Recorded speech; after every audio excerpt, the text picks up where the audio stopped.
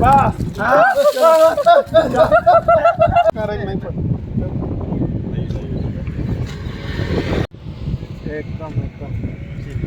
गए थे आप? होली पर्व जो है जसपुर में बहुत ही खास होता है और ऐसा होली मैं जसपुर में कभी नहीं देखा। हमारे गांव में भी उधर होता है। आज मैं जसपुर का होली देखने के लिए आज मैं यहाँ रुका हुआ हूँ। बाकी होली की ढेर सारी शुभकामनाएं सभी जसपुर वासियों को। और भाई लोग होली खेल रहे हैं। सबको बधाई और शुभकामनाएं भाई। ये होली अच्छा हो, सबके लिए मंगलमय हो।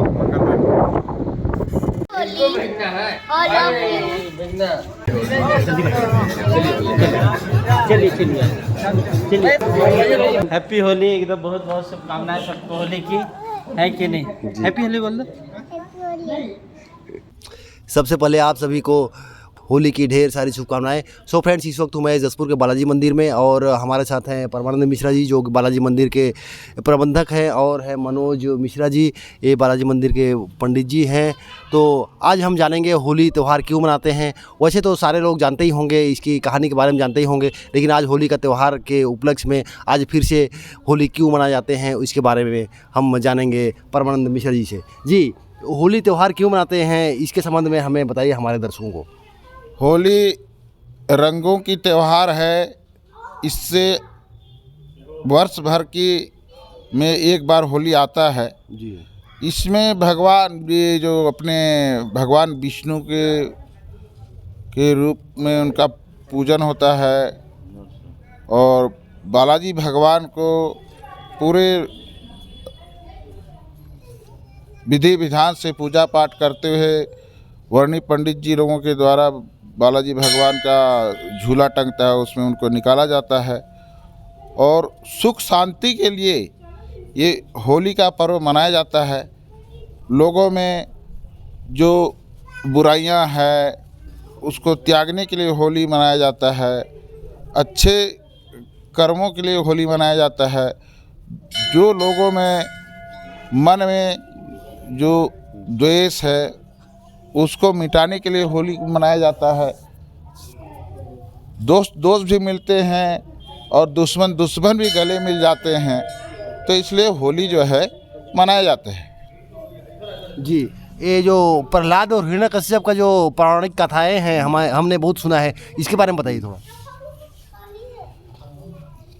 प्रहलाद के पिताजी जो हिरण्यकश्यप जी थे वो भगवान विष्णु के हमेशा विरोधी रहे। उन्होंने कभी भगवान माना नहीं और उनके साथ है दृष्टि से भगवान को देखते थे। भगवान को मानते ही नहीं थे कि भगवान, खुद को अपने आप को भगवान मानते थे।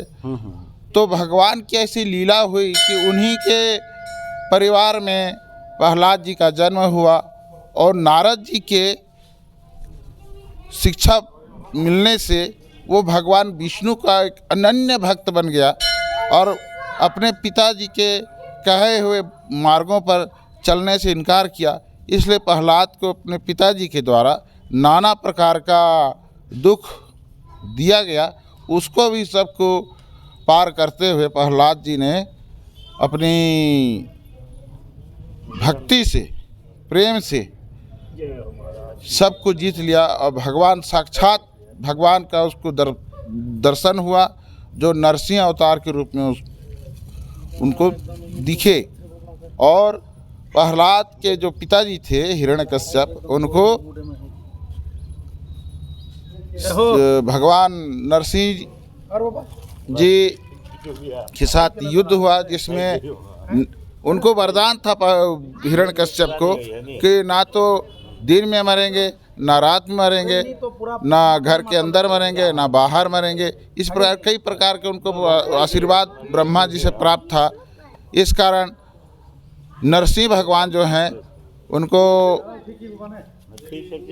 उनको जो है दरवाजे के बीच में उनका वध किए और इस आतताई से इस धरती को मुक्त करवाए। जी, और होली के दहन के बारे में बताइए। बताया जाता है कि होलिका जो थी प्रहलाद को आग में लेके बैठ गई थी और आग में जले नहीं प्रहलाद, ऐसे कहानी है, उसके बारे में बताइए थोड़ा। होलिका प्रहलाद की फुआ थी। हिरण्यकश्यप की बहन ना। हाँ, हिरण्यकश्यप जी की बहन थी। हम्म, और प्रहलाद जो है भगवान विष्णु का अनन्य भक्त होने के कारण उनको पूरा आशीर्वाद था भगवान विष्णु का। और ब्रह्मा जी से होलिका को भी वरदान प्राप्त था कि एक चुनरी उनको दिया गया था ब्रह्मा जी के द्वारा। उसको पहन के ओढ़ के वो कहीं भी बैठती थी, आग में भी बैठती थी तो उसको आग नहीं जला सकता था। मगर भगवान का ऐसा लीला हुआ कि जब होलिका बोली कि मैं प्रहलाद को लेकर आग में बैठूंगी और वो जल जाएगा, आपका जो बेटा है जो भगवान विष्णु को मानता है, आपको नहीं मानता है, उसका अंत हो जाएगा। परंतु होलिका उस चुनरी को ओढ़ के बैठी और प्रहलाद को लेकर बैठी और उसमें बैठने के बाद में ऐसे हवाएं चली कि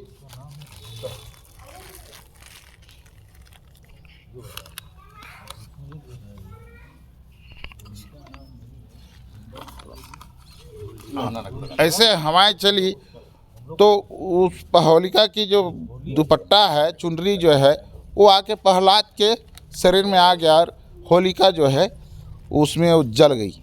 और प्रहलाद आराम से उस अग्नि से बाहर आया।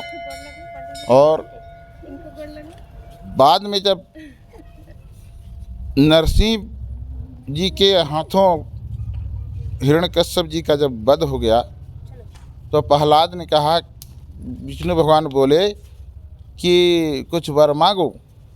तो प्रहलाद ने कहा कि अब जो है हमारे जो पिताश्री हैं हिरण्यकश्यप, उनको आप जीवित कर दीजिए। तो भगवान बोले कि इसका जो समय था उस समय में इसका अंत हुआ है, अतः ये जीवित नहीं हो सकते हैं। हम तुमको इतना आशीर्वाद देते हैं कि अब तुम्हारा राज, उनके राज को आप बढ़िया से चलाओ। इसी तरह जो है होलिका और प्रहलाद के विषय में जानकारी है। तब से होली का त्यौहार धूमधाम से मनाते होली का धूमधाम से मनाते आ रहे हैं। और इसी परंपरा को जीवित रखते हुए सनातन समाज के लोग जो हैं मना रहे हैं प्रतिवर्ष।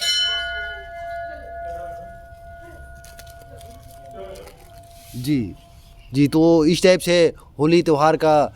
बाकी मनोज मिश्रा जी, मैं बहुत संक्षिप्त में बता रहा हूँ होलिका का कथा।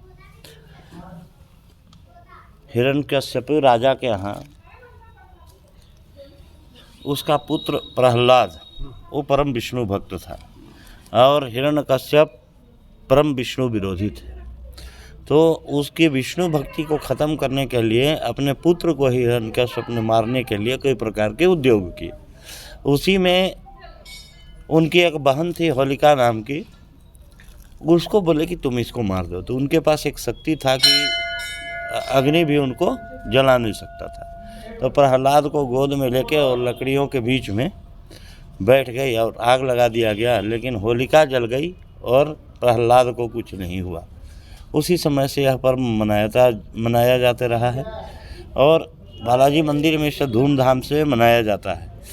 होलिका दहन के दिन मंदिर के सामने होलिका दहन किया जाता है। होलिका दहन के पश्चात भगवान बालाजी को झूले में विराजमान किया जाता है और नगर के सारे लोग उसी समय से भगवान बालाजी को रंग गुलाल लगा सकते हैं। और फिर होली के दिन सायंकाल में भगवान की आरती होती है और फिर से उनको गर्भगृह में विराजमान किया जाता है। हैप्पी होली रहेगा। है यहाँ का बालाजी मंदिर के होली का पर्व की कहानी। सो फ्रेंड्स, आज के इस वीडियो में बस इतना ही। बाकी आपको समझ में तो आ ही गया होगा। बाकी आप तो इस टाइप से कहानी सुनते ही आ ही रहे होंगे। बाकी आज फिर से हमारे चैनल में सुन लिए। आज के लिए बस इतना ही। बाकी धन्यवाद पंडित जी, एक बार फिर से happy Holi. Happy Holi. Happy Holi. Holi पर्व की हार्दिक शुभकामनाएं। जी धन्यवाद। आप सभी को होली की बहुत बहुत बधाई एवं शुभकामनाएं।